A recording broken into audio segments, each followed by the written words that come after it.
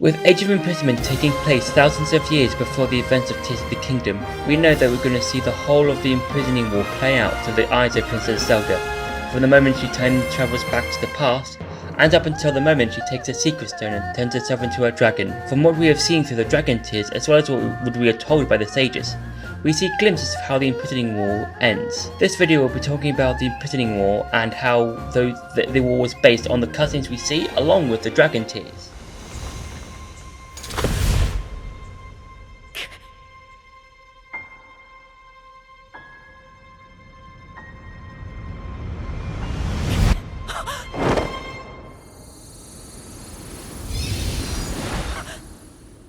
Getting the Master Sword, seeing Ganondorf, and Tear Memory 1. The game will play out with Link and Zelda going to get the Master Sword in the Lost Woods, so that they can go investigate the gloom that's coming out from beneath Hyrule Castle. This would be similar to Age of Calamity, where Link, Zelda, and the champions were trying to get through the Lost Woods, while they were trying to get the Master Sword so they could get an edge over the fight with Calamity Ganon without heavily relying on the Divine Beasts. After getting the Master Sword, Link and Zelda make their way to Hyrule Castle, and along the way, they fight various enemies like bokoblins, moblins, and Lothalfos. As the pair get to the center chamber, where Ganondorf's corpse is, this is the moment where Zelda goes back in time and we start to see everything from her point of view, from the moment she falls into the chasm, to the moment she travels back in time and lands near Rauru and Sonia. When Zelda travels to the past, she meets Rauru and Sonia, who have recently established the Kingdom of Hyrule. This could also be seen from Rauru's and Sonia's point of view as well, because they are seen out on a walk when they bump into Zelda, and maybe before that, they fight a small camp of enemies.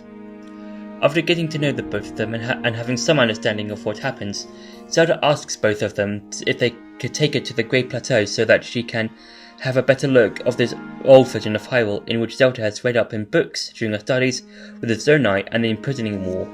As Zelda, Rauru and Sonia make their way to the Great Plateau, they talk about the situation Zelda is in, as well as fighting off some enemies along the way. This could be some bokoblins, as well as a small hint towards the meeting of Ganondorf and his want to take over Hyrule. Whilst they are on their way to the Great Plateau, Rauru and Sonia are puzzled by the pad that Zelda has, since it's technology that both of them don't know or how to use. This then leads the three of them to meet with Rauru's sister Minoru, who not only could help Zelda get used to her using a secret stone, but also have a look at the pad. This is when, in the background, we see a couple of Gerudo's spies who overhear the three of them about the arrival of Zelda as well as the secret stones. Once they have talked about what to do next, Zelda, Rauru and Sonia make their way to Hyrule Castle that Rauru and Sonia made, which isn't the same castle we see in Breath of the Wild and Tears of the Kingdom. Tear Memories 3 and 4. Rauru and Zelda meet with Minoru at Hyrule Castle, who is shown the pad and is told how it works back in Zelda's original time. She says that she'll work on it so it can work in the era that Zelda's in, which leads Minoru to the depths, where she fights a bunch of enemies. A majority of the enemies are the Frog Sisters, so that Minoru can use the Zonite to exchange for crystallized charges. Minoru then uses the charges she collected and gets to work on using them on the pad. After meeting with Minoru and having worked on the pad, Rauru and the rest are attacked by Gerudo, who reveal themselves to be Toon Rover. They've been sent by Ganondorf to scout ahead as well as test the capabilities of Hyrule's growing army. This then leads into war with Hyrule and the Gerudo, with Ganondorf sending wave after wave of monsters. We then see the scene with Ganondorf calling in a swarm of Molduga, and Rauru, Sonia and Zelda using their sacred stones to halt the attack. This interests Ganondorf as he sees the power of the secret stone firsthand, and he starts to think of ways to get one for himself. Tear Memories 5, 6 and before the events of 7. This is more of a relaxing period where Rauru, Sonia and Zelda can take a breather from fighting Ganondorf and his forces, and from him making his alliance to Hyrule. This is when Ganondorf starts to make his plans on taking one of the secret stones for himself. We also get to see Rauru, Zelda and Sonia outside of the castle talking about how Zelda can better hone her abilities, as well as talking about Link. During this time, Ganondorf continues to work on his magic to the point where he's able to create a puppet Zelda that he can use to trick the king and queen so that he can get his hands on one of the secret stones. This leads to the puppet Zelda getting Sonia alone so they can talk. Tear Memories 7, 8 and 9. Ganondorf takes Sonia's secret stone and becomes the Demon King. Zelda teleports herself along with Rauru and Sonia's body. We don't see them for a while, but as Ganondorf is getting used to his new power, the sages try to fight off as many of Ganondorf's troops as possible until both Zelda and Rauru join the fight.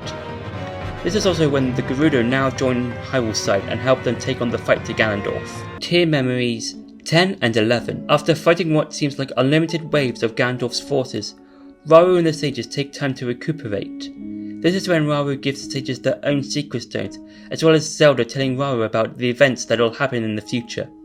After getting their own secret stones, and being able to come up with a plan, Rauru, Zelda and the rest of the sages do one more Herculean effort with Ganondorf. Minoru's memory. After what feels like centuries, Rauru and the sages aren't getting a single hit on Ganondorf, while they are covered in cuts and bruises. This ends up with Rauru having to sacrifice himself to keep Ganondorf at bay, so that Link can finish the job in the future. You're wrong. Years from now, someone will appear with the sword that seals the darkness. A swordsman with the power to defeat you, Link. Remember this name. Link. Interesting. I look forward to meeting you. Tier memories 12, 13 and 14. As Zelda and the rest of the stages finish the last few remaining monsters where all the dungeons are, Zelda goes and talks with the other sages about how Ganondorf will be released from his trap and how Link will stop him. She then gets the decayed Master Sword and turns into the Light Dragon. As soon as Zelda goes through the clouds, this then leads into the end of Tears of the Kingdom, but from Zelda's perspective, with the first part helping Link fighting Ganondorf, who just turned himself into a dragon, as well as when she turned back into her Hylian form, and seeing Link who not only catches her while falling but then sees the Master Sword on his back as soon as they are on the dry land.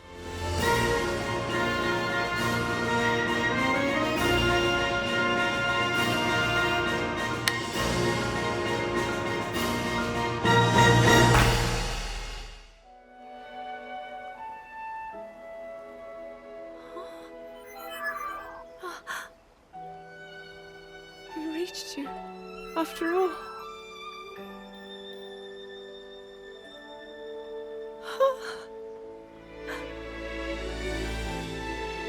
He's gone.